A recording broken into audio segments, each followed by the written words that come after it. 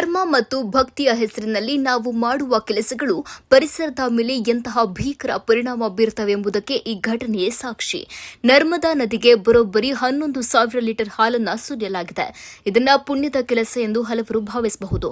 ಆದರೆ ವಿಜ್ಞಾನ ಮತ್ತು ವಾಸ್ತವದ ದೃಷ್ಟಿಯಲ್ಲಿ ಇದೊಂದು ದೊಡ್ಡ ಮಟ್ಟದ ಪರಿಸರ ವಿಪತ್ತು. ಹಾಲನ್ನ ನದಿಗೆ ಸುರಿಯುವುದು ಕೇವಲ ಹಾಲಿನ ಪೋಲಲ್ಲ, ಅದಕ್ಕಿಂತ ಮಿಗಿಲಾಗಿ ಜಲಚರಗಳ ಮಾರಣ ಹೋಮ. ಹಾಲಿನ ಬಯೋಲಾಜಿಕಲ್ ಆಕ್ಸಿಜನ್ ಡಿಮ್ಯಾಂಡ್ ಅಂದ್ರೆ ಬಿಒಡಿ ಸಾಮಾನ್ಯ ಚರಂಡಿ ನೀರಿಗಿಂತ 3 ಪಟ್ಟು ಹೆಚ್ಚಿರುತ್ತದೆ. ಅಂದ್ರೆ 11,000 ಲೀಟರ್ ಹಾಲು ನದಿಗೆ ಸೇರಿದ್ರೆ ಅದು ಅಂದಾಜು 33 ಲಕ್ಷ ಲೀಟರ್ ಚರಂಡಿ ನೀರು ನದಿಗೆ ಸೇರಿದಷ್ಟೇ ಮಾಲಿನ್ಯವನ್ನ ಉಂಟು ಮಾಡುತ್ತದೆ.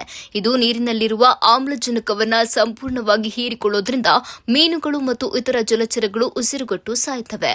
ನರ್ಮದಾ ನದಿ ಈಗಾಗಲೇ ಮಾಲಿನ್ಯದ ಹೊಡೆತಕ್ಕೆ ಸಿಲುಕಿದೆ. ಕಳೆದ 2 ದಶಕಗಳಲ್ಲಿ ಸುಮಾರು 80 ಜಾತಿಯ ಅಪರೂಪದ ಮೀನುಗಳು ಈ ನದಿಯಲ್ಲಿ ಅಳಿವಿನ ಅಂಚಿಗೆ ತಲುಪಿವೆ.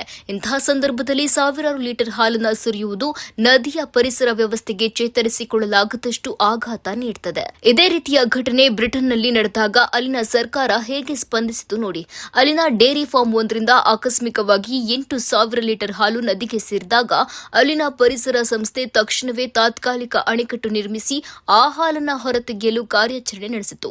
ಅಷ್ಟೇ ಅಲ್ಲದೆ ಈ ಹಿಂದೆ ನದಿ ಮಾಲಿನ್ಯ ಮಾಡಿದ ರೈತನಿಗೆ 22,000 ಪೌಂಡ್ ದಂಡ ವಿಧಿಸಲಾಗಿತ್ತು. ಆದರೆ ನಮ್ಮಲ್ಲಿ ಇಷ್ಟೊಂದು ಹಾಲು ಉದ್ದೇಶಪೂರ್ವಕವಾಗಿ ಸುರಿದ್ರೂ ಯಾರು ಪ್ರಶ್ನಿಸುತ್ತಿಲ್ಲ. ಒಂದು ಕಡೆ ಹಾಲನ್ನ ನದಿಗೆ ಚೆಲ್ಲಲಾಗ್ತಿದೆ, ಆದರೆ ಇನ್ನೊಂದೆಡೆ ಸಮಾಜದ ವಾಸ್ತವ ಚಿತ್ರಣ ಬೇರೆಯೇ ಇದೆ.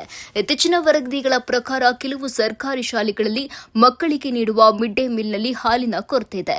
ಮಕ್ಕಳಿಗೆ 1 ಲೋಟ ಹಾಲಿನ ಬದಲು ನೀರು ಮಿಶ್ರಿತ ಹಾಲನ್ನ ನೀಡಲಾಗುತ್ತಿದೆ. ಕುಡಿಯಲು ಹಾಲಿಲ್ಲದ ಮಕ್ಕಳು ಒಂದು ಕಡೆಯಾದ್ರೆ ನದಿಗೆ ಸುರಿಯಲು ಸಾವಿರಾರು ಲೀಟರ್ ಹಾಲಿರುವುದು ನಮ್ಮ ವ್ಯವಸ್ಥೆಯ ಅಣಕದಂತಿದೆ.